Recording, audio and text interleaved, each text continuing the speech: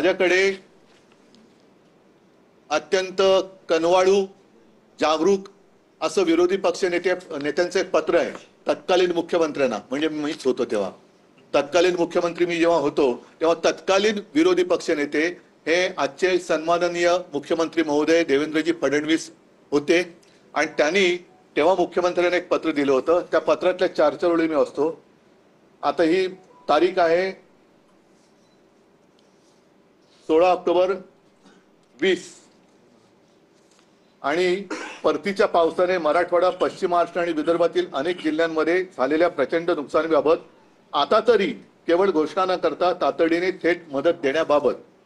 आणि त्याच्यात त्यांनी म्हटले की परतीच्या पावसाने मराठवाडा आणि विदर्भातील अनेक जिल्ह्यांमध्ये अक्षरशः हाहाकार माजवला. शेतकऱ्यांचे अतोनात नुकसान झाले आहे. मदतीसाठी तो अर्जव करत आहे.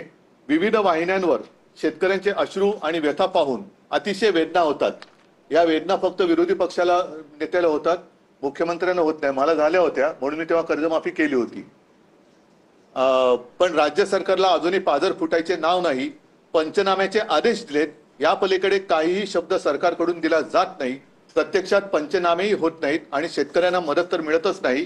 अन्नदात्याला पूर्णपणे वाऱ्यावर सोडून दिल्यासारखी अवस्था राज्यात आहे. हे बाकीचं सगळं पत्र आहे.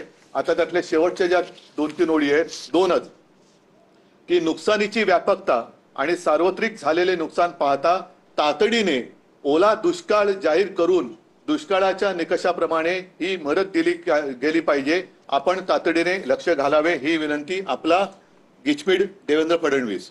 नाही, गिचमीड म्हणजे त्यांची सही आहे तसं मी म्हटलं, मला वाचता नाही आली. नाही, वाचता येतं तर बघा तुम्ही सही. पण अशी हे त्यांनी त्यावेळेला दिलेलं हे पत्र आहे. आता तेव्हा ओला दुष्काळी संज्ञा होती आणि मग तुमचं सरकार आलं होती संज्ञा काढली का? तर हे फालतू शब्दाचे खेळ करू नका.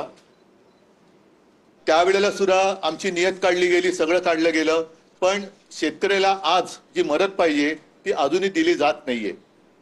मुख्यमंत्रीमध्ये पंतप्रधानांना भेटून आले. पंतप्रधान तिकडे प्रस्तावाची वाट बघतायत आणि मुख्यमंत्री आपले अभ्यास चालू आहे. 2 उपमुख्यमंत्री, 2 हाफ आणि 1 फुल 2 हाफ असे त्यांचा अभ्यास आणि प्रस्ताव बनवणं सुरू आहे. आता हे जे काय थोतांड आहे, केंद्राचं पथक, माझ्या माहितीप्रमाणे, आपल्याकडे माहिती असेल तर मला, मी चुकीचं बोलत असेल तर मला करेक्ट करा, की केंद्राचं पथक अजूनही राज्यात आलेलं नाही. केंद्राचं पथक येणार केव्हा, येणार की नाही येणार, आल्यानंतर त्यांची सगळी पाहणी होणार कधी, मग त्यांचे पंचनामे होणार कधी, म्हणजे हे सगळं या सरकार म्हणजे एकदम निर्दयीपणाने हा कारभार चाललेला आहे. एक तर तातडीने मी पुन्हा त्याचा पुनरुच्चार करतो की शेतकऱ्याचं कर्ज माफ झालं पाहिजे.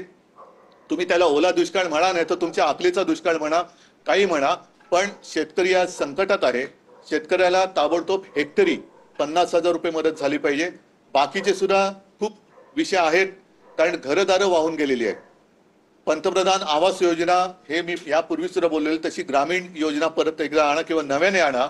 आणि शेतकऱ्यांची जी ज्याला मी काय म्हणेन, जेमतेम काही घर आहे त्याला घर म्हणणं सुद्धा फार धाडसाचं ठरेल. अशा प्रकारचे निवारे आहेत, खोपटी आहेत आणि ते पाण्यामध्ये वाहून जातात. आता यांचे निकष काय की ज्यांचं काय घरदार वाहून गेले त्या घरात 48 तास पाणी राहिलं पाहिजे. हा कुठला निकष आहे? तर ही जी सगळी तात्पुरत्या स्वरूपातली घरं आहेत त्यांना नुसती डागडुजी नाही, तर त्यांना पक्क्या स्वरूपाची घरं ही प्रधानमंत्री आवास योजनेतून फुकटात बांधून दिली गेली पाहिजेत. शाळा सुद्धा ताबडतोब सुरू केल्या गेल्या पाहिजेत. आणि पहिली महत्वाची गोष्ट, याच्यात सुद्धा माझ्याकडे माहिती आलेली नाही,